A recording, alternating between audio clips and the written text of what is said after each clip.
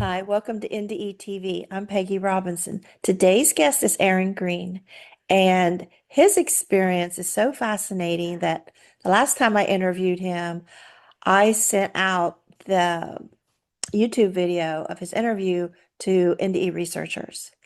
I'm like, you have got to look at this. So, Aaron, start wherever you like and take as long as you like. All right, thank you. Yeah, I'll just get right into my experience. A little bit of background. I was born in 1975 in Durham, North Carolina. When I was two, my parents moved to Chesapeake, Virginia. And this was back in the late 70s, early 80s. We would just we didn't have color TVs and computer games and cell phones and that kind of stuff. So we would roam around the neighborhood, playing all the time. That was kind of life. And one day I was in the neighbor's backyard, and there was maybe five or six friends, and we were just doing kid stuff. And something happened. I don't understand what happened, but I couldn't breathe. How old were you? Oh, I'm sorry. It was shortly before my sixth birthday, Okay, so almost six. okay. And I couldn't breathe. I just couldn't get a breath of air, and I knew this was getting serious. And I You said, tried to I'm go. sorry, you said just something happened. What? Yeah, I'm not Sorry. sure what caused this breathing Okay. problem, but I couldn't get a breath of air. No matter what I did, I couldn't breathe in. And I knew it was becoming more serious. So I decided, well, I'm going to go home and try to get help. So I started trying to walk home, and I only got about 20 feet away from my friend, something like that. And this breathing problem, it triggered my soul, my consciousness, whatever it is that I am. I left my body, and it was very quick, and and I watched as my body fell to the ground. And I was just kind of floating there, looking at my body. I looked over at my friends, and what had seemed so important, the breathing problem, life, playing, it all seemed kind of trivial. Like as soon as I left my body, uh, and the well, a couple things really stood out. It was kind of like I was in a realm parallel to this physical realm. That's kind of how I view it. I could still see the buildings and my friends, but like the grass looked differently. The fence between our houses wasn't there anymore. So it was similar yet different. And then the flow of time. It's like I could feel that time just fundamentally was different than we're used to here on Earth living as people. Like I could feel it. Um, but a couple things happened very quickly. The first was my entire life replayed before me in complete detail. Like everything I had experienced, every thought, emotion, feeling, it replayed from birth up until that point. Um, but the twist was I could like feel how I had made other people feel. And as a kid, what really stood out was my parents because I had like obviously had the most impact on my parents at that point. And my mother's love for me stood out. Like it seemed like it was important. Like there was like a spiritual weight to it. And then my father, he was a good father, but what really stood out to me was his frustration with having a baby, changing diapers, the crying, the financial stress, the stress that I'd caused him really, As like parents, that's we're what all I could thinking do. now, oh no, our kids are going to know how frustrated we felt. Well, I have three kids myself now, so I understand. Um, and he was a good father. I'm not trying to put him down or anything, but during that life review, all the stress that he had and frustrations that came across. Like I could feel that. But it also felt like I hadn't done anything wrong. That's just what it is to have a child, is that, it can be stressful sometimes. But anyway, when the life review was done, there was nobody judging me. It was just me kind of looking at my life. And I really felt like I had done almost nothing. Like it had been so brief as to be insignificant. I hadn't made any important decisions. I hadn't really helped people significantly, or it seemed very, very brief. And then I noticed a like a pinpoint of light in the distance. Um, it was kind of like a star, but I knew it was not a star. I was instinctively drawn to it. I like I felt there was a significance to it, but I didn't understand it. I didn't there was a familiarity to it, but I didn't know what it was. I didn't understand, so I didn't continue to focus on that light. But I just kind of roamed around a little bit in my neighbor's backyard, and I would start to have questions. And as I would have questions, it was like I was tapped into a spiritual memory or a deeper pool of knowledge. Somehow I was able to access stuff that had happened to me prior to being this person. And the first question I had was like, what am I? Like it was immediately obvious that I'm not this physical body. Um, and I was able to kind of like see myself. And in that moment, I was a round orb of consciousness, just like a ball of faint light. As a kid, it reminded me of like an egg or a bubble, something kind of like that. And there was like a deeper structure to it that I didn't understand, and I couldn't explain it at all. But there's it was more than just like an empty orb. But there was a faint light coming from within me. Um, You could see you within I was you, able, yeah, I was able to like see myself like when I look had down, or you're what?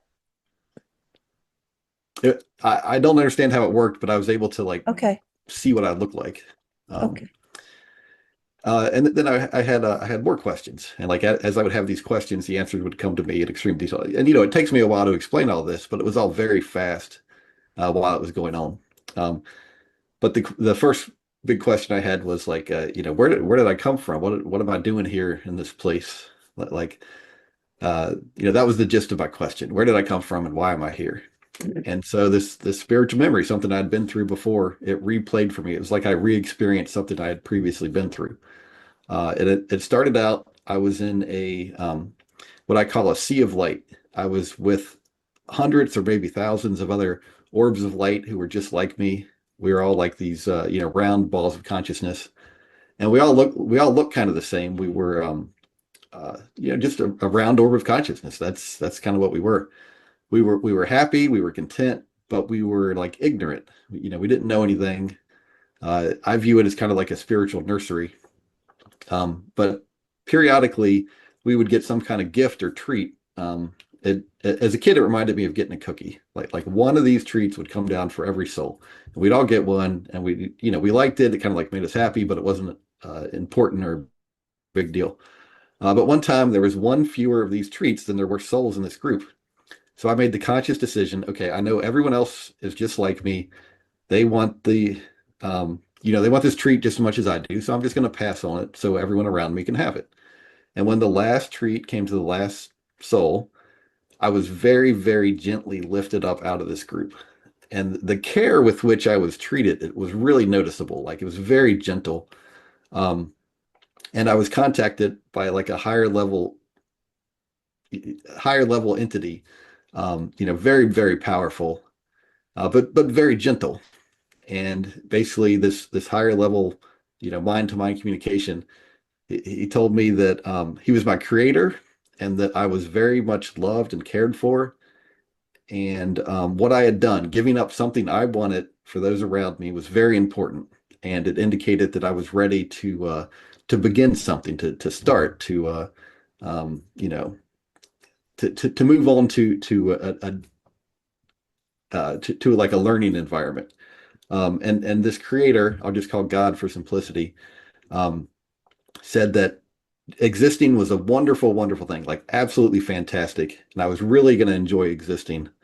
Uh, but I was like new and I didn't understand and I didn't have the like wisdom or maturity I needed. And so basically he had created this training or education that I could get that would allow me to learn very quickly uh, the knowledge I needed so that I could really enjoy my existence. It was going to he basically explained it was going to be very difficult, but very brief.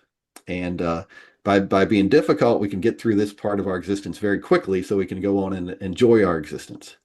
Um, and I basically said, okay, well, couldn't you just change me? Can't you just you created me. Can't you just make me however I need to be so I can enjoy my existence? Like, why do I need to go through something hard or difficult?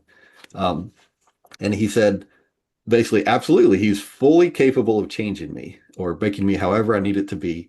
But we were all created with free will, and free will was like it's like a cornerstone of our creation. Is critically important to our creation in the first place. Like God didn't want us to be just mindless slaves to do whatever He told us to do. He wanted us to have free will. And if he made us already complete, it's like it would violate our free will. Or if He changed us forcibly, it would violate our free will. So therefore, that's just not how things are done. Instead, we're created simple. We go through an experience, an education that allows us to learn and grow. And he basically further went on to explain that um, he's loving, kind, compassionate, honest. He's got integrity. He's generous, forgiving, like all these traits. Like that is what God is. And for us to really enjoy our existence, we need to freely embrace those same traits for ourselves. And when we freely choose those traits for ourselves, then we're able to really enjoy our existence. That was kind of the gist of it.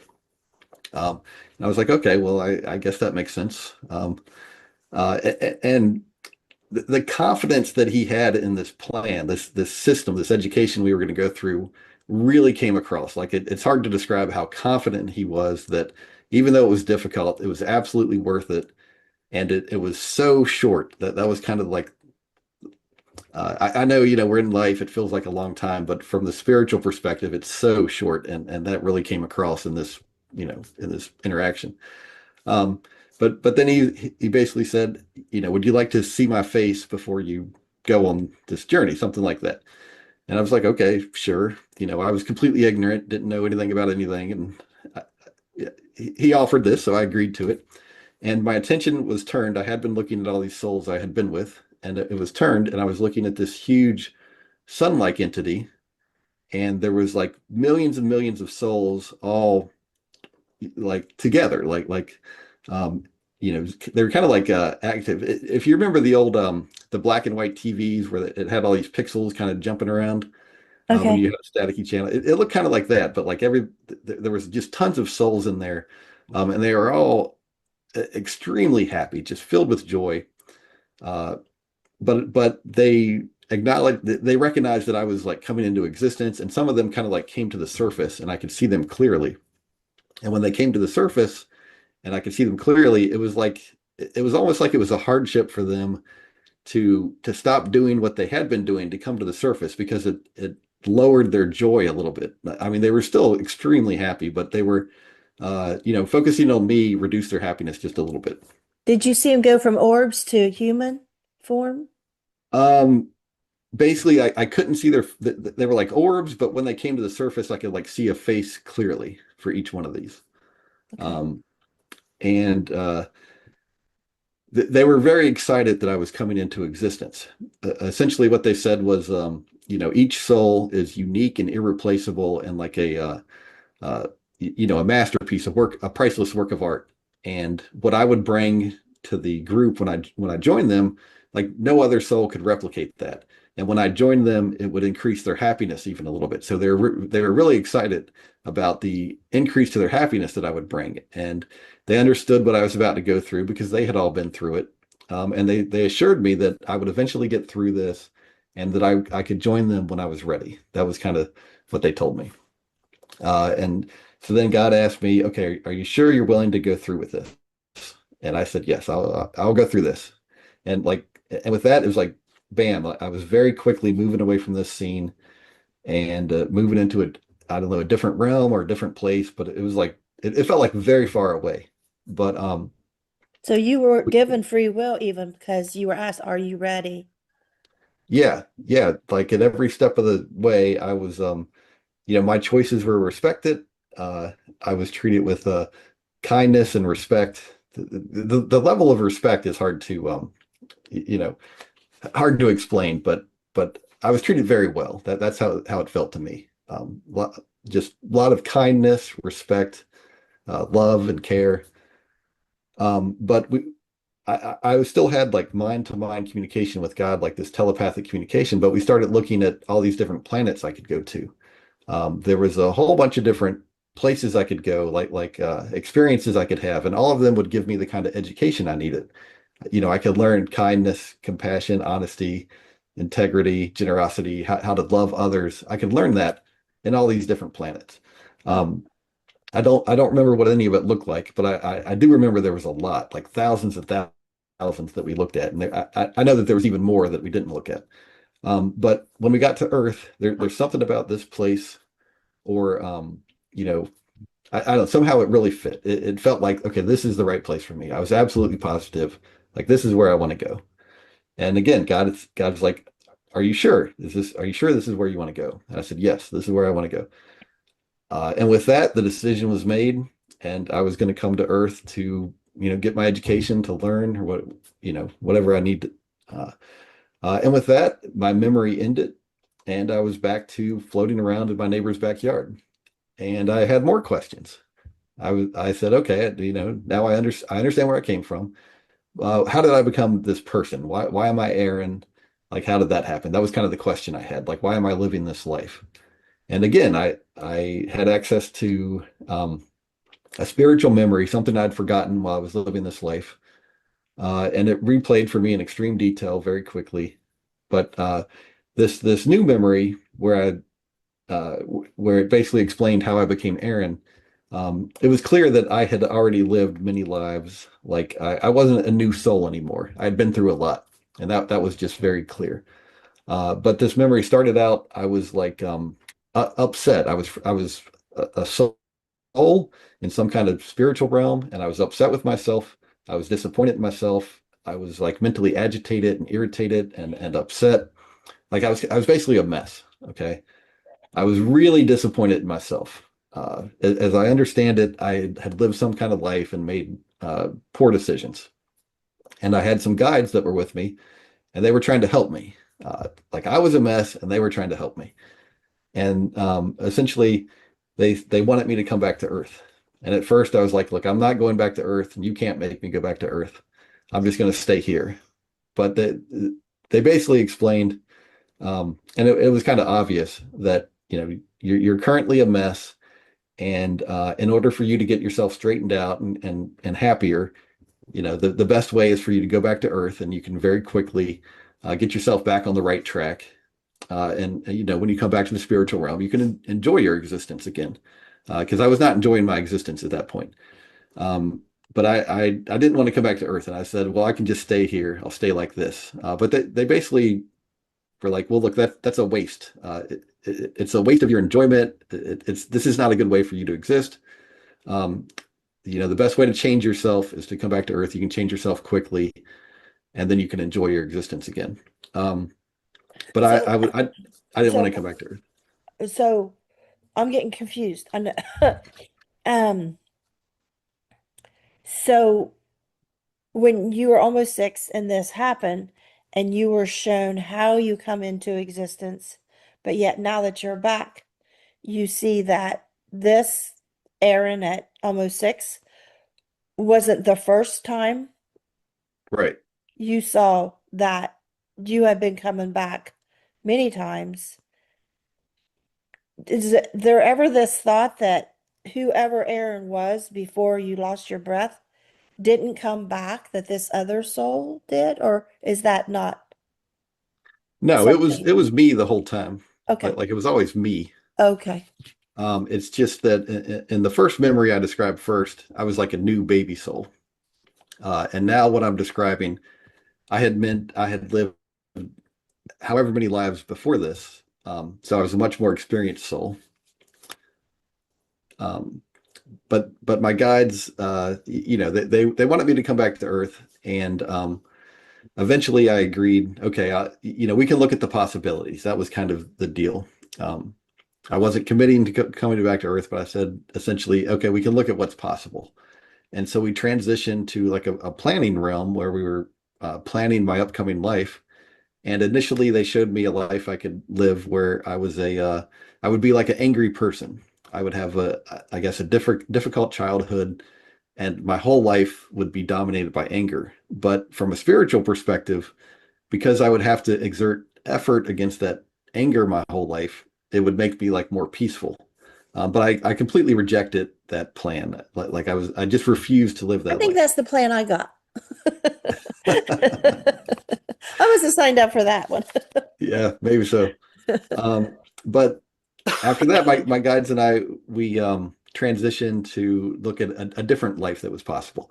And we started looking at this set of parents that I could, be their child. It's safe to say they had no secrets. Okay. We could look at every detail about them, their spiritual journey, what kind of marriage they had, what kind of religious views they have, what kind of parents they would be. We took a look at all of that stuff. So I felt like they would be a good fit, like they would be good parents for me. And we started looking at what kind of body I could have. So I was very concerned about hurting others. Like I really didn't want to hurt other people. Um, so I wanted to be a girl. I felt like girls were less violent and they were less likely to hurt others. Uh, Oh, and that's not true. um, Girls are mean. but it was clear that these parents had the genes available to them that I could be a red hair. I could have red hair, and I really liked that. Like I knew that red hair was very rare. Like the math of how many red hairs are in the world. Like that was just that was easy. Like I understood that without any problem whatsoever. And I really liked having a rare hair color. But as we looked in the details, like they didn't really, my parents didn't really have enough genes to make it work. Like I could pick red hair, but then there's all kinds of other attributes I couldn't pick. And so I would have ended up being kind of awkward. I would have had trouble, having a romantic relationship. I wouldn't have been married. It just didn't work.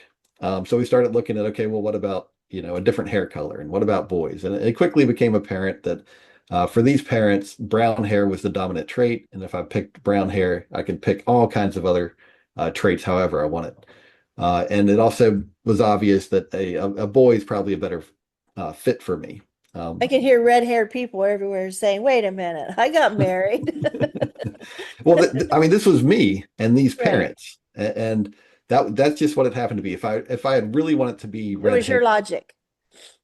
what? It was your logic. Sorry, my eyes are watering. It was your logic. If I had that color hair, I might not have that many partners to choose from. Right? It Yeah. was your logic. Yeah, it's not like everyone with red hairs in that situation. It was just me with those parents and what I was looking at. If I really wanted red hair, we could have moved me to a different set of parents. Like I didn't have to choose these parents, but they seem like the right fit for me. So, instead of moving to a different set of parents, I was like, okay, that's not a big deal. Let's look at the other options, that kind of thing. Um, but it was obvious that if I went with brown hair and a boy, it was a better fit for me, and I could pick all kinds of other attributes. So I started looking at, okay, well, how attractive should this, person be? It was obvious that the way people are treated is different based on, how they look. It affects the way, you interact with others. So I wanted to be really good looking, like the best looking guy on the Don't we planet. all, right? Right. Well, I did. I wanted to be great looking. And my guides were like, okay, the genes for really being really good looking, like the parents, like you can choose that. That's an available option for you. But if you make that choice, you're going to be arrogant. Women are going to treat you differently. You'll have certain opportunities. Essentially, I would have been too promiscuous. Um, and there's a spiritual downside of that was obvious in that setting. So it was obvious that was a bad choice for me. So we lowered the attractiveness down to still a little bit good looking, but nothing. You know, no one's putting me on a magazine cover. Let's just put it that way. Um, and then we looked at intelligence, and again, I wanted to be like the smartest guy on the planet. And my guides were like, "Well, that those genes are available to these parents. You can choose that." But here's the downsides for you. You would be arrogant. You'll look down on other people. You'll have trouble making friends, and you would end up becoming an atheist. And they showed me that. So it was obvious that all of those were spiritual downsides. Like it wasn't a good thing spiritually. So again, we lowered the intelligence down to a smart person, but no Albert Einstein, nothing like that. And then we looked at every attribute of this physical body, how tall, what sort of muscular build, everything down to the most intimate detail. We looked at it and how it would affect my life and how people reacted to me. Um, and so, I was able to fine tune this body to what I thought was right for me. And when we had finished picking the body, my guides pointed out that, well, the genes are available there with these parents for you to have a club foot. Um, and so we took a close look at that. And it was obvious that it wouldn't help me with my spiritual development. Like that sort of choice, having a club foot would help other souls with their spiritual development, but it wouldn't help me. So I passed on having a club foot. And after we picked the body, my guides they had plans for my life, experiences they wanted me to go through, but they needed my approval. Like they couldn't force this on me, so they wanted my approval for some of these plans. So what they would do, they would show me an event from a previous life, and then they would show how that was going to result in some sort of event in my upcoming life. Uh, they showed me all kinds of stuff from previous lives, like little clips. And a lot of this, some of this was good, but some of it was bad. Like some really messed up stuff from previous lives. They would show me stuff I had done. And the best example I could give, they showed me in a previous life where I had gotten in a fight. I beat someone else up pretty bad. Um, and watching this scene again with my souls, where we can, I mean, with my guides, where we can see the entire event, uh, everyone's like viewpoint, how it affected them. And it was clear that I was out of line. Like I had no reason to beat this guy up. I could have easily avoided the fight, and I beat him up pretty bad, and it was really unpleasant for him. And I could feel all that. And my guides were basically explaining that, this was like, I don't know, karma, call it whatever you want to. I view it as like an unbalanced mathematical equation, like what I had done in a previous life. Now I needed to balance it out in this upcoming life. So my guides had a plan where basically I was going to get in a fight and have my nose broken as a teenager. And it's like that would balance out what I had previously done in a previous life. Uh, so I agreed to it because I knew that this event from this previous life, it was like holding me back spiritually. It was preventing me from moving on to higher levels of happiness. Um, and they showed me other stuff I had done in past lives, but mostly like how I had hurt other people. Like they showed me, and some of it was pretty bad. And they had another plan for me where I would have my shoulder dislocated, and then later in life I would have this shoulder would be broken and dislocated. But they needed my approval for it, and I agreed to it. I agreed to these things to happen to balance out the karma, I guess. Um, and after we had looked at these past life events, they had other plans they wanted. They had arrangements between me and other souls. Like we were going to play parts in each other's life. And sometimes some other soul would be helping me with my spiritual development or helping make my life a little easier. And sometimes I would be helping someone else with their spiritual development. Like I would play a certain part that was critical to them getting the kind of experience they needed so that they could learn and grow. And there was all kinds of stuff that was worked out between all these different souls. The guides could easily work all this stuff out behind the scenes. But they needed my agreement. They couldn't just force any of this stuff on me. Uh, and when all these plans were done, they explained that you will always have free will in life. You're free to make changes. You're free to do whatever you want to, kind of thing. But here's the basic plan for your life. Here's the basic outline, kind of thing. Are you sure you're willing to go through with this? And so we took a look at the whole life. My body, my parents, these agreements I had made, the stuff that was supposed to happen to me. And again, I agreed to it. I said, okay, I'm willing to go through with this. Yes, I will live this life. And with that, the decision was made, and it's like I was off to live this life. So that like answered my question of how I became Aaron, and I was back to floating in my neighbor's yard again, just kind of wandering around. And I had more questions. It was obvious that I had had many lives before this. Like that was painfully obvious. And I wanted to know, well, what have I been doing between these lives? Like, how does that work? That was kind of the gist of my question. So I was shown a number of like realms I had been in between life, like what I had been doing between lives. I got like a short clip or a short replay of these different realms I had been in, or different levels. Um, and some of them were bad, and some of them were good. It was a mix. But I'll start with the worst and move to the best. I was shown this realm that I had been in where uh, I think prior to being there, I had lived like a violent life where I hurt others. But this realm, I appeared like I looked like a monster. Okay, I was just this, I don't know, demon, horrible monster looking thing. Instead of arms, I had like claws, and I was with others, and everyone there looked just like me, and we just fought with each other constantly. Do you Like think that's it was on another planet? no, I think that was in a spiritual realm. I think we were Okay.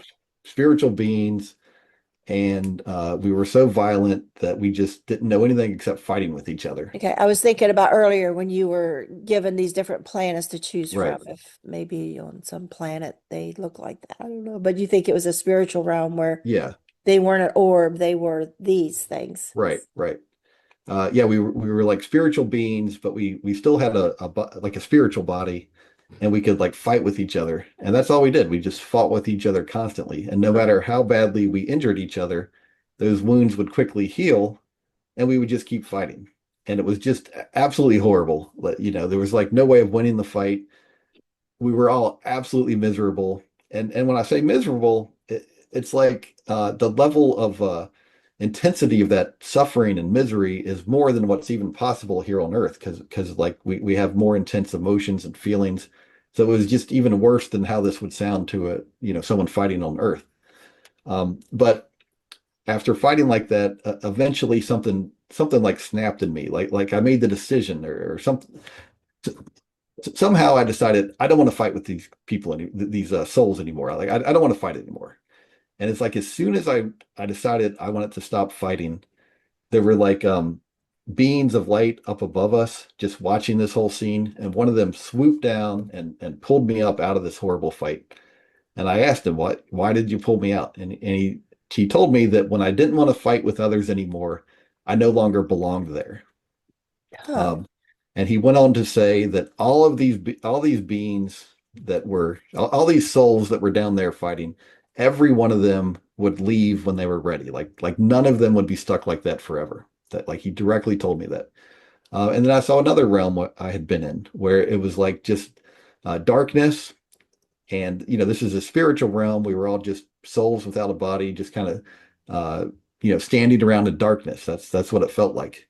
And we were all very confused. We didn't know what was going on, but there was like beings of light going around trying to help us. But we were very mistrustful. We had trouble accepting that they were there to help us. We were suspicious of them.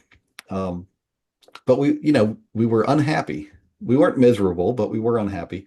But eventually I accepted the help from one of these beings of light, and they were able to help me transition out of there. And as I understand it, I then, began another life after that. I saw another realm I had been in where it was dark, but you could see, and there were buildings kind of like on Earth, and like a dirt road. And the buildings were kind of ugly and crooked, like it was kind of like an ugly town, I guess is how I would describe it. But it wasn't a town. It wasn't on Earth. It was a spiritual realm or place. And I was unhappy, but not miserable. And again, there was beings of light going around offering to help.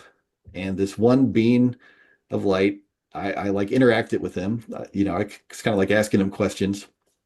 And he's much more powerful than me, or a higher level. And he was able to open up my vision so I could see into like a higher level of heaven.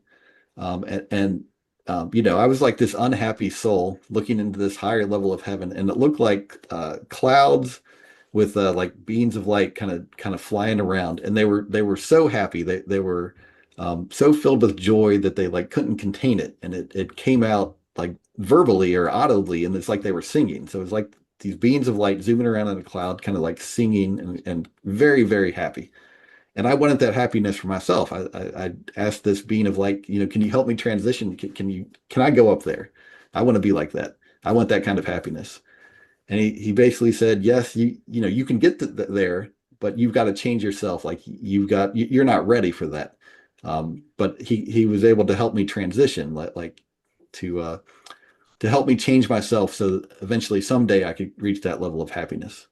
And I saw another realm I had been in, and this was like it looked like Earth. There was buildings, there were streets, um, there was souls there that were doing the same kind of stuff they had done in life. But it was like it was a spiritual realm, but it looked like a perfected version of Earth with buildings and people were like, it was like they had jobs, they were doing stuff, but they were very, very happy. But I quickly left that realm. I recognized it kind of like as a midway realm, and I knew that there was better realms beyond that. So I didn't stay in that realm. And I saw this other realm that was extremely happy. It was like a city of light. The buildings were made of light. The souls there were like translucent, and you could see through them and into them. And it was very, very bright. It was like everything was made of light. Uh, I don't know why I ever left that realm. It was wonderful. But but I did. Um, and when I was done seeing all these realms, it's like I was back to being just a soul in my neighbor's backyard. And I started to have the realization, oh wow, when I'm done with this life, I can move back into one of these happy realms. Somehow I knew that or understood that. But and I was really, really excited. I was really happy. I wanted to move back to one of these happy realms. Like I was ready. I was done with life. I was ready to go, just be in one of these happy realms. But it's like as soon as I had this realization, this being of light or angel or whatever it was, it came at me extremely quickly. And this being was absolutely beautiful. It's hard to describe how beautiful he is, but it was a translucent being of light. So you could not only see his surface features, which were beautiful, but you could like look into him, and there's deeper features inside that you could see that like spiritually they represent something. Like you can know him on a deeper level because you can see into him. You can see exactly who he is, and there was a beauty to that it's hard to describe. Um, anyway, he was absolutely beautiful, and he told me, "You are not to leave your body." It was like I was being rebuked, or like I had uh, done something I wasn't supposed to do. That's kind of how it felt. And bam, it's like I was I like immediately went back into my body. And I stood up. My friends were still there. My brother had come to check on me at that point. I guess I'd been on the ground long enough. I went home. I tried to explain this to my mother, but as a little kid with a speech impediment, there's no way I could describe this stuff. But I would think about the experience I had like every day for months, and maybe 6 or 9 months later, these same guides that I had worked with to plan this life, they contacted me like telepathically. It was like mind to mind communication, but I knew exactly who it was. And essentially, they told me, hey, this experience you had, it's interfering with your life. Like you can't live life the way you're supposed to because of this knowledge you have. We would like to hide this knowledge from you. Um, and I kind of asked why. And they basically explained that developing faith is extremely important. There's like a spiritual benefit to having faith that is very, very valuable to us. And I was robbing myself of that ability because I could, because I had so much knowledge about the spiritual realms, I could never develop faith. And that was it's like I was shortchanging myself. And they further went on to explain that, hey, some of this stuff you saw, like you're not ready for it. You're not ready for that. And they wanted to change my life plan to make some changes to what my life was going to be like so that it would prepare me for some of the stuff I had seen. But they needed my agreement. They couldn't just force this on me. But I knew they were there to help me. I understood enough to trust them. And I said, okay, we can make these changes. And after that, I didn't think about my experience anymore. I got older. I got in a fight and had my nose broken as a teenager. I had no memory of agreeing to that event when this happened. It was hard, but I went through it. Got older, dislocated this shoulder. Had no idea that this was something I had agreed to. Broke and dislocated this shoulder. Had no idea that that was something I had agreed to. Got married, had kids, and about 13 or 14 years ago, I was reading a Newsweek magazine article about Eben Alexander. He's a neurosurgeon who had a near-death experience. Um, and somehow reading that, like I believed what he said, like I trusted his account. I was like, wow, this is really cool.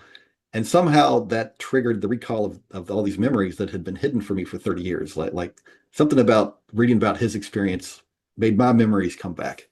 And again, that was like 13 or 14 years ago. And I've just been trying to process those memories and come to peace with all this stuff and just share my experience, with with anyone that will listen, honestly. So that's kind of the gist of my experience. Okay.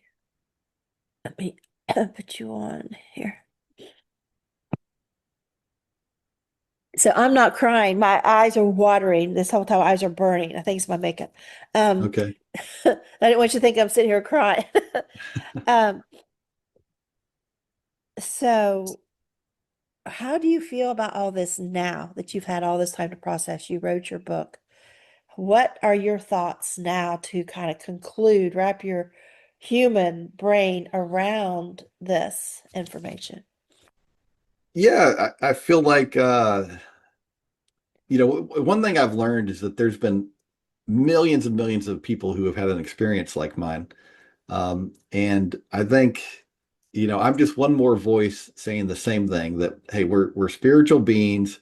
I had this experience and I saw it for myself that we're spiritual beings. God is real. And I'm just trying to add uh, the bits and pieces of my experience to this collective pool of knowledge so that anyone who's interested can listen to some of these experiences and figure out for themselves how God works, how life and death works. And by having that knowledge, we can live better lives and set ourselves for even more happiness in the spiritual realms. We we're active participants in our development and education. And if we make good choices, we're good to other people. That will help us spiritually to grow faster, to suffer less, and to have greater enjoyment when we return to the spiritual realm. So I'm just trying to add my experience to that collective pool of knowledge.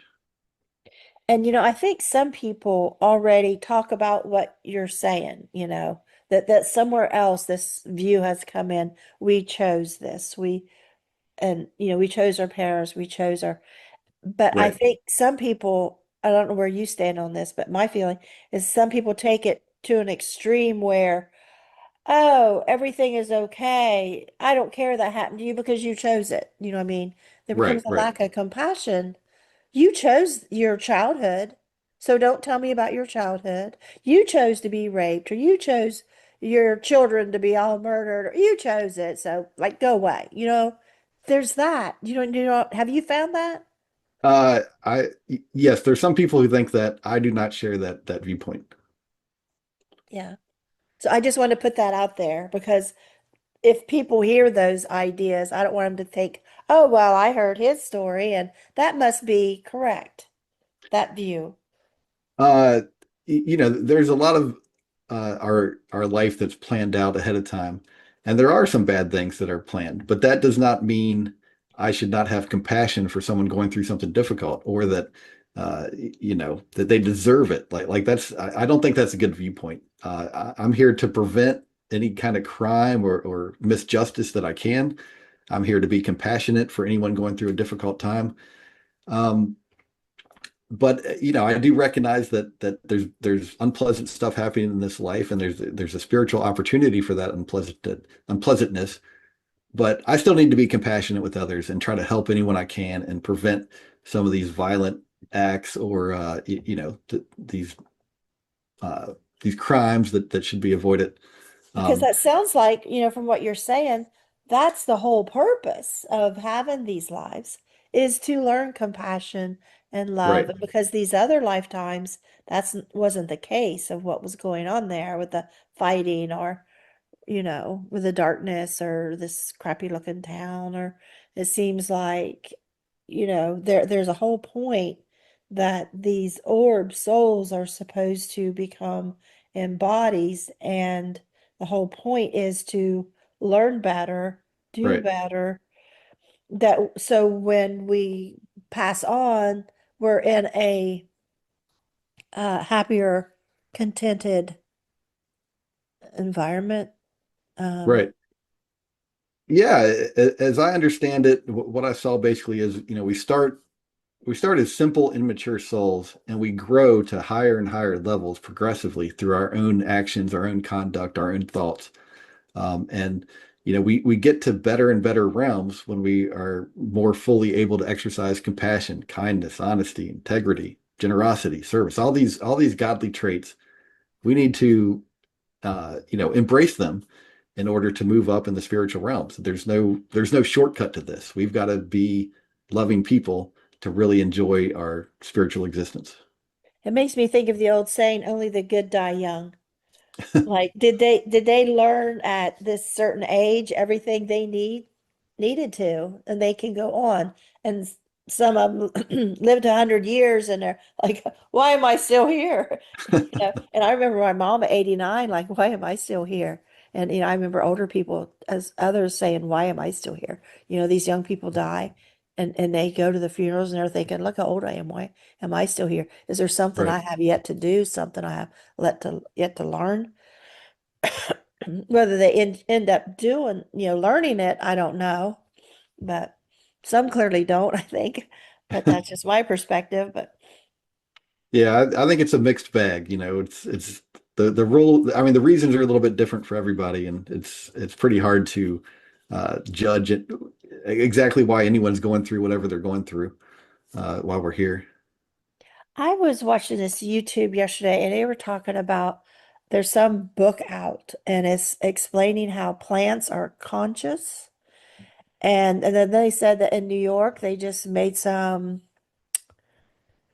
what's the word, like declaration that they all agree that plants, animals, insects, everything is conscious, that they have decision making, they have feelings, they have ways of communication, even though they don't have a brain, they have everything else, like chemically, Right. that we do. And then it was this whole long thing. And I was up late last night listening to this, and then I listened to it again and took notes, and it felt like it is that science is some scientists are finally, they're saying exactly what us NDEers have been Right. saying. Yeah. It was clear to me during my experience that animals have souls too. Like they're going through a spiritual journey just like we are. Uh, and I didn't see anything about plants, but I believe it. I believe they're some sort of spiritual beings, like we are.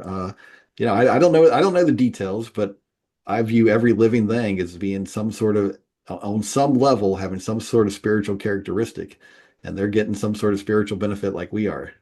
I feel And so like we if I should we don't should get it treat them right, go compassionately. ahead. Huh? Yeah, so we should treat these other beings compassionately, try to be good to them. Yeah. I'm thinking like, okay, if I don't get it right, and next time I wake up in a body, I'm gonna be going ribbit, ribbit. I'll be a frog croaking in some creek somewhere. Right, Uh, I don't know. Like, and your mind goes like, okay, would they have any memory of past life as a human, and now they're this frog body? It's just like your mind can go and go and go with questions. And right. Yeah, I don't think that's normal. I don't think humans would go back to being an animal, generally speaking, but I definitely think it's possible that for whatever reason, some human level soul might want to go and and why would God say no? Like if that's what you want to do, or if that's what benefits you, like there's no reason like that couldn't happen. I don't know why. A lot of people think certain things are impossible, and I don't agree. I think there's a lot of things that are possible, even though maybe they're not routine or usual. we've been doing a lot of canning tomatoes and stuff and peppers lately, and I was tired, and I was like, okay, I gotta make dinner. And I picked up this box of potatoes and put it in the sink. And there's something green, like this big, beautiful moth was in there. And I thought, Okay. what is that? And I thought, well, I don't want it to fly out and get in like the tomato sauce or something. So I'm gonna go ahead and drown it. So I took my water and I drowned it. And I'm thinking, I drowned as a child, and I'm drowning another living thing. And then when it laid there dead, I have it laying back here. And I took a picture because I thought, what is this thing? And I looked up and it's called Luna moth, and they're uncommon for us to see them, because it's rare for us to see them because one, they're uncommon, not rare, but uncommon, but they have a short lifespan, and they have all these mystical meanings and stuff if you see one. And this big, beautiful, light green, transparent moth, this white furry body and all these designs on it. And I feel bad now. I feel I'm Right, sitting here mad at myself. I killed this moth. Like, I don't know, I should have just took it and put it outside. And right, well, all you can do now is know better. You do better, right? Like next time I see something I'm not going to kill and I'm going to take it outside. And right. Yeah, I was playing golf yesterday, and I was actually talking to my friend about spiritual stuff, and uh, I had the golf ball sitting there. I was ready to hit it, and this moth came and landed on the golf ball. So I could have hit it and whacked the moth, but instead I picked up the ball, and the moth is just sitting there. So I kind of just pushed it away, and he flew off.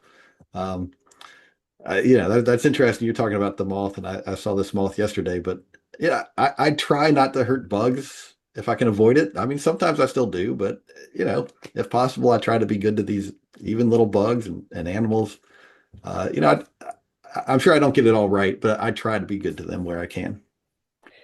I heard a while back that when you are like in the woods and you're like say mowing and cleaning up, that you're disturbing all these habitats for all these insects and stuff. And later, like, oh my gosh, what did I do?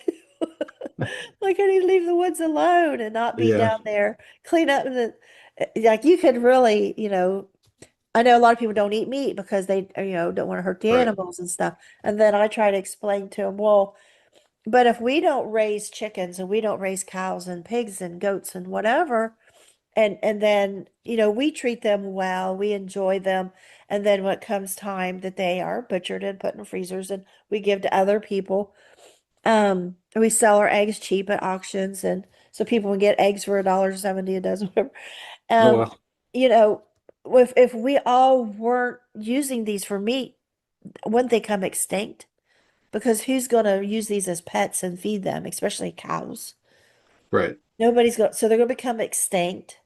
So we're giving them a short cycle, a good, you know, life cycle. I know some big farmers don't, but anyway, so you could go on and on about what harm we're doing. And then some people can focus on, oh, don't harm these animals or these insects and the environment, and then do the atrocious things to other human beings. Yeah, you see that too. Yeah, based on my experience, the way God treated me, the respect they had for my choices was really remarkable. And I try to, have that same, mindset for other people. Like how you raise your animals, like that's your decision. And within any kind of reasonable level, yeah, I respect that. And that's your decision. And it's up to you to make. Another person's can make different decisions, and that's okay too, even though you guys reach different conclusions. It's okay. We're all here. We can make our own decisions, and then we face our own consequences, and that's how we learn. So whatever decision you make about raising your animals or what to do, I respect your right to make that decision and to uh, that's up to you to figure out. Right. And after my NDEs, I was like you, like I like forgot about my drowning 5-year-old drowning, just pushed it away. And then after my second NDE at 25, all of a sudden, the night sky one night, it come back like it's big movie trailer. I watched it. Like, oh my God, did I drown when I was little? And it Right. started this whole, asking my mom and my sister and my brother that was there. Um, and so, and then there's that period, we're keeping it quiet until, something triggers, like yours was Evan, hearing his story. Yeah. Yeah. And for me, it was I had read a NDE book, and I thought, why is this just sounds so familiar and so resonate me, like inside, shaking me up, like nothing ever had before. Got my interest. And then we got the internet, and so I started looking up this thing I heard, near-death experience. Well, that's why I'm interested. That's what I'm going to Google. And then I found ions, and I would hear them speakers, and same thing. It's just my heart. And then the show I Survived and Come Back, I would be on the edge of my seat. And then finally, it dawned on me one day, is that what mine was? Because it was so buried, so deep, so Right. secretive in me, and mine was so different. There's no way, like these people are on a stage, and I admired them so much for being able to stand on the stage, have that courage and share their whole life and their story and their feelings. And because I was a very shy person, I kept everything bottled. I stayed very, as an investigator. I was, these counselor, and I took on everybody's problems. I did not talk about me. I was way back on this back burner, and I knew how to help everybody, but not myself. All these, and so it's a process. I love it when some people have an NDE, they know what it is, and the next day they're out here, hey, I have Right. this NDE. Yeah. I love that. But it wasn't that way for us. Right. It You were was not born that way for me. 75, I was 61. Okay. So you probably know that resistance of that's not something you go around talking about. Yeah, in 2026, it's nice. We can talk about this. We can put it on the internet. Other people see it. Back in the 60s and 70s, it wasn't quite like that. Like pastors might tell you that's of the devil, this is what you experience. The devil did that, or I mean that's the reaction people met with 100 years ago or even 50 years ago. So it is nice that the knowledge is out there. People have heard about the life review and heard about a little bit of stuff. And we're more open to, as a society, to hearing people say something that's outside of the usual. And so I think that's a good thing. I'm thrilled that we're able to talk about this openly and not be condemned by the pastor or shunned by other people. And I remember first moments in the bright white light at 25, I was thinking, wow, I hadn't seen or experienced anything yet. But just being there, and I was just in the emergency room, my head dropped, went through a tunnel. Now I'm this white light. And I'm thinking, wow, it's real. The whole God, Right. Bible, Jesus thing, it's real. And I started saying God, just like you would be sitting there praying anytime. And not that I see anybody yet or anything, but I was like, God, you got to send people back and let them know that this is real. Maybe they would change how they live. And so sometimes I stop and I think about that. And then I think about my channel and I think about, how I'm helping in this my tiny way to bring some of those stories out. And it just seems that intelligence that's there, those guides you talk about that are Mhm. there to help us and the telecommunication um, and I think that's one, I think if I had to say the main message I try into having people like you on is to do that is they're all around all of us, those Right. guys telepathically trying to help us get on our path, do better, not make bad choices, to listen because I don't know how to put it in words, and maybe you do that. Do you feel that like could you feel they come in even now? Oh yeah. Yeah. I was talking to someone recently, and that they were explaining they get some pretty clear communication from their guides, which I think is neat. For me, I feel like my guides are more like gently nudging me one way or another. Like if I'm doing something I shouldn't be doing, sometimes I feel like they're nudging me. You shouldn't be doing that, or I do something like yes, yes, that's good. That's how I feel like my guides, interact with me. But like there's spiritual beings all around us that are, trying to help us for the most part. And if we can be receptive to that help through our intuition or whatever it is for each person, it can help us to live better lives and set ourselves up for a better return to the spiritual realm. Have you learned any techniques that helps you listen better? Uh, I have not. I've heard meditation can be pretty good. Um, I don't know. I think I have what kind of works for me, where I'm able to get a little bit of input from my guides, and I think there's other people who have more knowledge about that are probably better at answering that question. I know you picked the word God. So, and I know some don't, I of course do. I'm a Christian. So, but for you, you like kind of like pick the word God because it's like easiest. Right, right. What is your knowledge of God now at this point that you've processed? Yeah. So to me, God is everything. Like all this physical matter, everyone around, we're all like a little tiny piece of God. That's how I view it. And God at the core is loving, kind, compassionate, honest, everything you could ever want. Like that's what God is, all this good stuff. And we're allowed to experience the bad stuff that isn't God, the hate, the judgment, the lying, the stealing. We're able to experience all that stuff just so we can learn. But that's not what God is. That's not who God is. So I don't know. That's kind of my viewpoint of God is that we're all like a little piece of God, but God at the core is loving and all the, you know, manifestations of love. During my second NDE, and I come back, processing it years later, I have this feeling that I like, wow, God is so ancient, but yet so futuristic. Do you feel that? Yeah, I view it as God is timeless, like God is outside of time. I view time as a artificial creation just to allow us to have a certain experience, but God is kind of outside of all that. So he encompasses all of time, like past, present, future. All of it is like one thing for from God's perspective. That's how I view it. And like when I stand there at 25 the right way light thinking, God, you got to send people back. I also said, the Bible's getting old. That sounds probably disrespectful to Christians. You stood there and said that to God. The Bible's getting old and people don't read it anymore much and they don't, or if they do, they don't understand it and they fight about it. And like we need this. We need people to go back and tell this is Right. real. Right. And so now that I'm sitting here thinking about that, it feels like I'm not wanting to rewrite the Bible, and I don't like it when people try to with these New Age theories. Um, Somebody tried doing that comment the other day. They was quoting out of the Bible about forgiveness, and then they were throwing in New Age theories. I'm like, you're rewriting the Bible. That's Ten Commandments are kind of like dummy proof everything for us, I think, you know. But um, I don't know. It seems like now we're going to have this science version of God.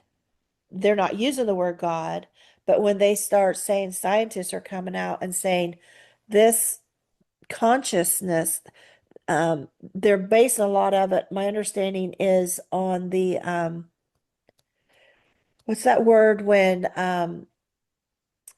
lucid, when people become lucid, when they've like got Alzheimer's and they're real Okay. bad off, they've been that way for years.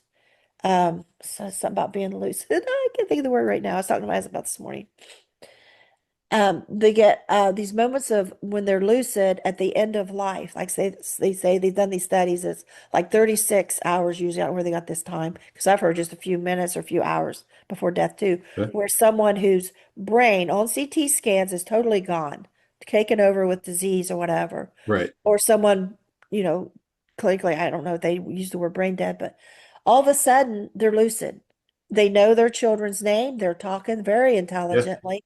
And they said they've even watched this on scans, MRIs or whatever, and they can see the parts of the brain communicating with each other during these moments that they are at the highest level of consciousness we can be at in those moments. And they're saying this to the scientists, this is proving that we are not these 3 pound wet, brain material, that there is more to us, this, and then with the consciousness, and then with the plants and animals having consciousness, they're proven, and they communicate and plan. And so I'm like, I feel like we're getting close to this big, like they're called the word, I guess, spiritual awakening or big understanding that this materialistic world isn't all there is. It Right. is just like the can of, like this cup of coffee is not coffee and is not the experience of drinking coffee. And they would talk about there's the color red, but they're not the experience of the we when we see red. And I just feel like, what is this? I know I throw in big questions and you don't have to answer them, but the way my mind works is, these robots they're coming out with, and they're Mhm. wanting us to identify with them and befriend them and rely on them for all of our understanding of everything. But those robots are, well, to me, they're like computer dolls. Computer made to look like a doll, Mhm. and it is not going to have. not going to experience what you experienced or what I experienced. You bump your toe, it's not going to understand what pain feels like. And then I'm thinking about everything you just talked about.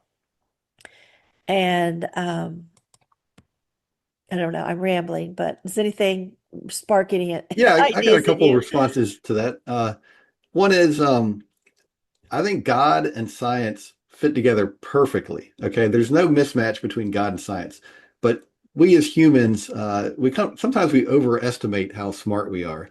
Um, if it seems like there's a discrepancy between God and science, there's not. It's just that we don't understand it all. We misunderstand God and we misunderstand science, but really we should understand that God made all this science and it all fits together just perfectly. You brought up the Bible. Uh, I realize a lot of people think, God is the Bible and the Bible is God, like they're the same thing. Um, I don't share that opinion, but let's just say you think the only way to understand God is through the Bible. Well, these near-death experiences, what I've found is, well, I can look at, I can read the Bible and I see some stuff, and I'm talking to the Christian community specifically. There is stuff that Jesus said that the Christian community is not paying any attention to. Okay. And I saw from my near death experience, look, you need to look at what Jesus said, go back and review some of this because it's not being paid any attention to. And Jesus said it. And one is, I just read this the other day, and I'm sure I'm gonna misquote it, but basically Jesus said, um, it was something like, my followers keep my commandments, or and those who do not keep my commandments they don't love me. I think that's what it was. If you love me, you will keep my commandments. If you don't love me, you won't keep my commandments. And his commandments are basically like, love your neighbor, uh, you know, be good to others. And I never hear that talked about in the Christian community. But Jesus said it's right there in the Bible. And if you think the Bible is this important, well, look at what Jesus said and actually, think about that a little more closely instead of just going along with the Christian community. I know that's real easy to just go along with what other people are doing, but I think you're missing out on a lot of opportunity um, to learn from what Jesus said. It's all right there if you're a Bible person. Yeah, I'm thinking back to the movie Summersby. A lot of people haven't heard of it. It's one of my favorite movies. It's an older movie. And where at the end, they hang this guy and the people and we've all seen these movies at somewhere where someone's being hung, executed, whatever. They tarred and feathered people, they had the guillotines, whatever they did. And you're thinking, these were Christians. Right. Get them, get them. Yay. This is their entertainment. Um, all the wars, I got to kill these people because they don't agree, or we want this and they want that, or the government's told them this and that, the story, and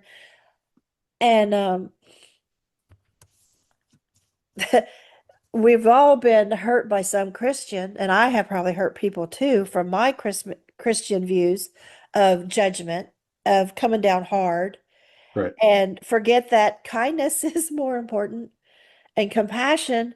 And yes, as a parent, which, I've been a mom to so many for so long that I tend to just go around mothering everybody, disciplining everybody, and it's just like second nature. And now as a grandma, I kind of feel like it's my duty. But then again, you had such kindness and compassion when you were being shown, this is what we would like for you to do. Do Right. you agree to this? Or how can we, because the ultimate goal is for you to have compassion and understanding yourself. Mhm. And so it's really a balancing act between judgment of what's right and wrong and what the end goal is, but how do we get there without being so daggone mean? Right. Because we've all heard the term mean Christian, right? Yeah. Yeah. Yeah. I've seen all kinds of stuff that I don't agree with out of, the Christian community. And then on Um, the other hand, we had a boy that was in special ed with two of our girls that was special ed, adopted girls, and he become homeless. His parents kicked him out, and he was 18.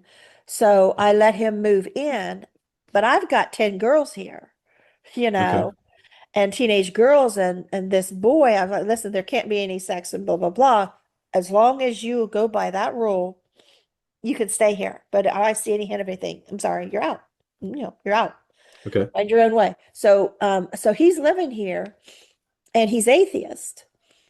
And he come to me and we were on the porch. He said, I need to talk to you. And on the porch, talked alone. And he said, listen, I'm atheist and I don't like this praying. I don't like this Christian talk. I don't like da da da da da. And I said, well, first of all, it's my house. And this is the way we've always, we say grace, we, talk our feelings, Christian, whatever. And that's us. This is our house. But I will try to remember that and try to honor your feelings and things.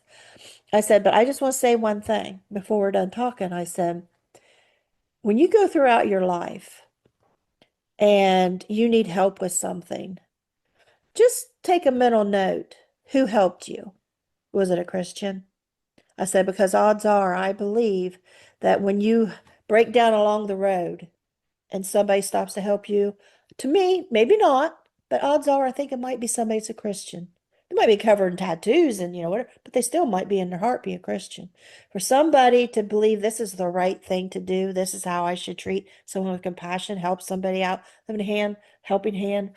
I said, just take a mental note because these might be people that come in to help you throughout your life might be Christians. That's all I got to say.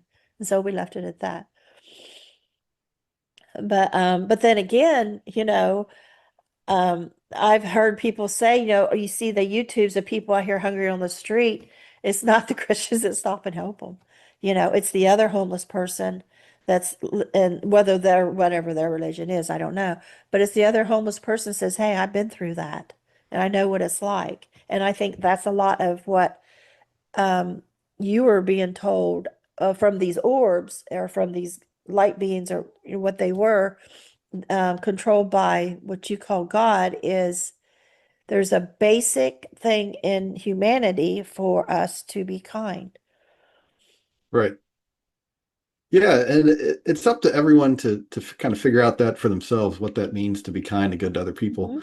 Mhm. I was having a conversation with a coworker, and I forget exactly what it was, but I said something like there's 12 religions in the world or whatever it is. I know there's way more than that, but and he was like, well, actually, there's 7 billion different religions. Like every person, they've got their own views, and just because one person is a Christian doesn't mean their views match what another Christian. Like we're all individuals, we all have our own views, and that's okay. Like that's a good thing. And it's up to each individual to do their best to try to figure this stuff out, to try to be good to others, to what is it to be good to someone else? Like, well, one person thinks this, one person thinks that. Well, that's okay. Exercise that, do what you think is right, and then the stuff that you maybe were wrong about, well, maybe you'll get some consequences that will allow you to learn. And we're all going through this process, and it's hard to understand exactly what's right and wrong or what I should do in this situation. But there's a benefit to us by going through this, by having this uncertainty, by trying to figure it all out. Like there's a huge spiritual benefit, and that's kind of why we're here in the first place, is to face these kind of challenges and difficulties. I know like people in domestic violence situations, they'll say, well, yes, he's beat you, and yes, he's threatened to kill you, and yes, he's hurting the kids, but it's your Christian duty to stay in the marriage, you know. And so we come to a point of what is more important, this biblical law, this Christian, or have a compassion and safety for this person to make sure they're safe. And because God doesn't want us to be abused, He doesn't want our family to be Right. hurt. He doesn't want us to be killed. So there's always, like you say, that judgment call. And wow. We certainly are sent to, and the way you described, like we are sent to, I tell you, the very first paragraph on my book, because when I started to write my book, I thought, okay, where do I start? I'm going to go chronological order. Or thought, okay, what's the earliest memory? Like, well, I hate to tell people, but I did because it sounds really strange and it's probably going to make people throw the book away first paragraph because it sounds so unbelievable. But my first memory is sitting in a baby bed and I see and the baby bed's in my parents' room, and I see my four older siblings through the doorway running back and forth, playing, chasing each other in the living room, and it's dim in my room, and I see the light on in there. And how I have a concept of God, I have no idea, but I am mentally, telepathically, and I don't have that word, back then, but I am talking to God. I am praying. How do you do that in a baby with no language? But I remember it in language. And I'm telling God, hey, you sent me to the wrong family. These people are weird and they don't like me. And I know you wouldn't do this because I have this memory inside this memory of being this white place. And there was these women who took very good care of me. Like my every wish was their command. And so I have this love of God, this feel remembrance of being so protected and cared for that I'm sitting here in this baby bed and I know because I trust God, I have faith. He wouldn't do this to me. He wouldn't send me to this. There's been a mistake. You sent me to the wrong family. And so I sit there waiting to be switched. Like they'll hear me, they'll switch me. And I always say like silence was my answer. And I felt abandoned. And so when I had my 5-year-old drowning, and after the drowning, after I'm choking over my brother's shoulder, and he puts me down the road, and they go up the house and leave me. And I'm standing there with this knowledge of everything I just learned during this NDE out of body. And also during the out of body, I was told, I was shown somehow like just knowledge my family didn't love me. And I thought, oh, well, I knew my dad didn't like me. I knew my siblings thought I was a pain in the butt, but I thought my mom loved me. And then this voice said inside telepathic very clearly, God sends children here to be loved. That's why he sends them here. And I'm like this 5-year-old little brat, I'm thinking, wait a minute. You just showed me my family don't love me, and then you tell me that's why God sends us here, but I'm not loved. And so I had this big, strong feeling of injustice. So now I'm standing, on this road. My family just went on up to the house with this knowledge. Why would I go up to that house to a family who don't love me? I was just flying and having fun, and I was going to do some more stuff. I choose that. And I knew drowning really hurts, but I'm not going to fight it this time. And I started to head back down to that pond. I don't want to go back doing what it's doing. And because if I'm not loved, what is the point of going up that hill to that house? And just as soon as I started taking a few steps, the angel's voice, I call angel, that I heard earlier, who the first voice I heard after my drowning, I hovered up was, don't go yet. If they find you soon, you might go back. So that voice I now heard again, but now I see this shape of this, well, I'm going to say angel, this woman hovering over the road is white, transparent. She had a gown. I remember the sleeves hung down long off her arm or her wrist. And she says, no, don't.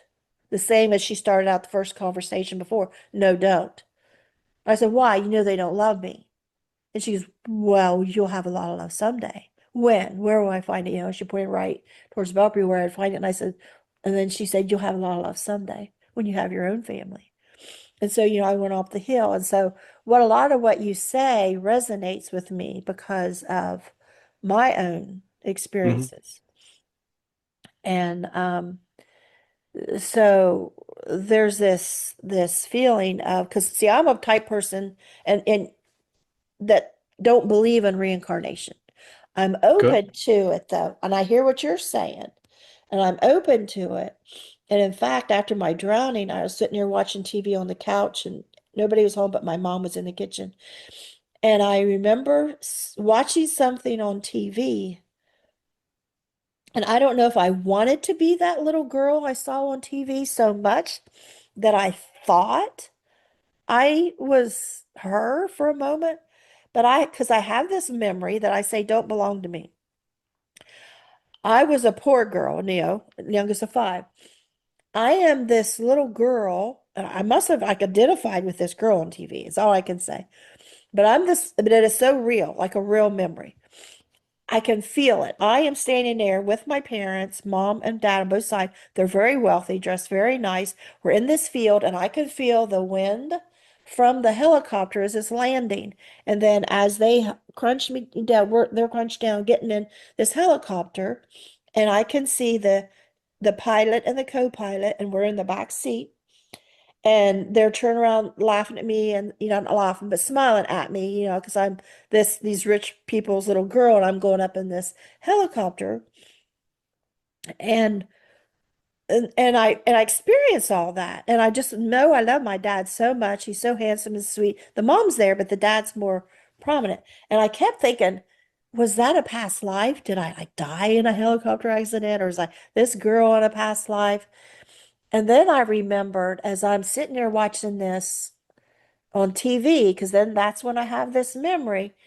I remember a voice saying, if that wasn't real, that wasn't a real memory. Remember that. People were trying to tell you that this really happened to you, but it didn't.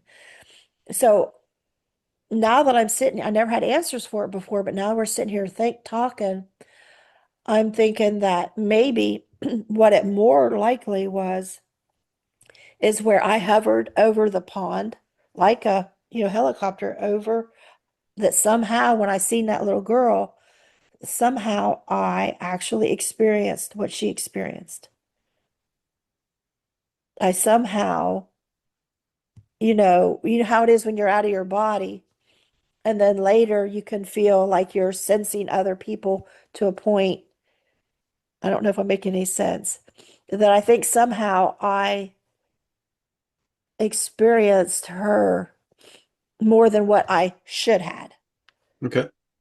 I don't know. But because I could interpret that as, oh, that was a former life. I must have died in a helicopter accident. But I remember there was a cautionary like guide or something say, no, don't make that interpretation from what. Okay. So I don't know. So there's so much we could get misguided. I know a lot of people come back from their NDEs and they'll be on here like you, talking, sharing their story, and I love that. But then they'll try to convince me, like one lady said the other day when I told her that I was told hovering, God sends children here to, or God sends children here to be loved. That's why he sends us here. And she says, no, we're not sent here. I'm like, that's my experience. And you're telling me no? And she ended up getting upset later. She's not like, don't publish this so I don't have to say who she is or anything. But Okay. but we can get like that, right? We can put our wall up and say, oh, because you kind of insinuate that we all chose this. Therefore, that means blah blah. You think this, and that's not what you think, right? Like we talked earlier. Well, I think, you speak for you Yeah, and you can say whatever you want to, and I speak for me and I can say whatever I want. And, it's just mutual respect. Like, I think yeah. people understand that I might say something that you don't agree with. That's just life. Um, uh, I'm not sure We're what the both other lady learning, was saying. right?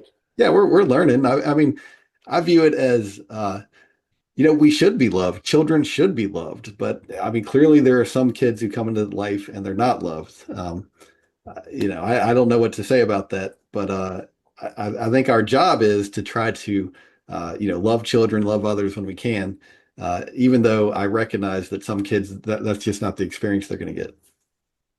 Yeah. And some channels they are they don't want any Christians.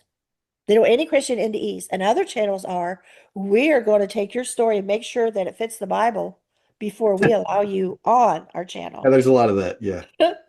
So, I hope that I am open to everybody and allow everybody to come on. Some people are atheists, but there is me too that I'm trying to be now that I'm getting back into my show.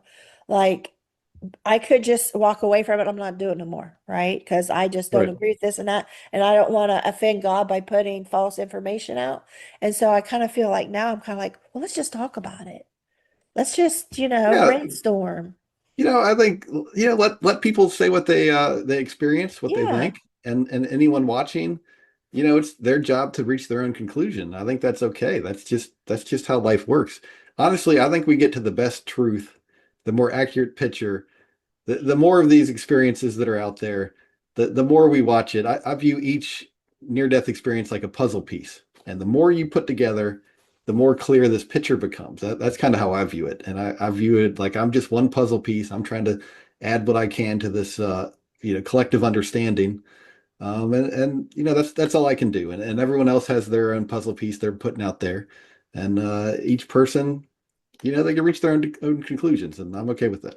And like I said in the beginning, after I interviewed you the first time, immediately I started sending the video out to researchers. Like, you got to hear his story Okay. because I think there is so much in-depth information in there because we're trying to understand Right. that will help explain things. So we all know why are we all want to know why are we here? You know, did we choose this? Is how far does free will go? How are these guys helping us? How do they know the end game? Because most NDEers, not all, but most are told you got to go back. You got a job to do, or there's a mission. Like me, I was like, hell no, I won't go. You can't make me. And I seen I wasn't boss. And then they just sent me back. Like I felt Right. the moment I sent back was gratitude because I was told the answer is no, it is your time. So we all have a time. So that means someone is choosing our time here. That Yeah. It could so be us. It could be us who chose that. We just don't remember choosing it. yeah. And so or did we already learn our lessons? And that makes our time up. I don't know. Or like you said, maybe we chose our time. Like, okay, I'll go do that. Like they were telling you, do you want to do this and this? But I'm only going to do it for 5 years. I only do it for 15 years. And this is how I want to die. I don't know. And then we have free will. We turn left or right, you know. Makes Right. me think of 90 Minutes in Heaven. That preacher that had the NDE is in the car. He usually turns one way, but this day, last minute, he decided to go this other way. And there was the NDE. There was a whole Uh-huh. accident and horrible, um, mangled he was. So I don't know. We're never going to figure it out, are we? Is bottom line, life is apparently meant to be a mystery. Well, I think there's some parts of it we can figure out, I do and too. I think that's a good thing. But the wisest human, you know, the level of understanding is still microscopic, compared to God. Like I think an ant understands people better than a person understands God. Like we're just never going to understand it all, but we can understand some important basics. Like we're spiritual beings, we should be good to others. If we can just get some of these basics down, I think we can live a better life and set ourselves up for a better return to the spiritual realms. I kept picturing an ant on a picnic trying to eat a piece of meatloaf when you were talking about your stuff before. Okay. I was thinking that we're like that ant at the picnic trying to eat a piece of meatloaf. It Right. has no idea who made the meatloaf, how they made it, where they got the ingredients to make it, or their whole life about to come to this point of having this picnic today. For it be, the ant has no understanding. And I feel like all these scientists that are out here trying to understand, or we're just them little ants Yeah. Yeah. looking at this I agree. Yeah. meatloaf and say, well, I think this, well, I think that. And so we're not going to solve it. I want to, though, right? Like we have something in us that wants, but everybody does. A Right. lot Yeah. of We want to people figure it like, all out. let me go make my money and spend it. Don't be bothering me with this stuff. So Yeah. no, I'm sorry to go crazy on you today. Is there anything else you wanted to add and or say before we're done? I just share a little bit of contact information. If anyone Okay. wants to reach me, I'm easy to find. Aaron Green 1975 at gmail.com. You can email me. I have a book out where I explain my experience in more detail. If you go to Amazon and look up Aaron Thomas Green, my book will come up. I have a YouTube channel where I put out a couple videos every now and then. Again, Aaron Thomas Green on YouTube. And then I have a website, aaronthomasgreen.com. I'm pretty easy to find online if anyone wants to contact me or look into, you know, more about my experience. I'll put all those links in the description too. Okay. Okay. All right. I'll get that sent out to you here after a bit. Okay. All right. Well, thank you, Peggy. I appreciate it. Nice seeing you again. Good luck. Yeah, good to see you too. Bye-bye.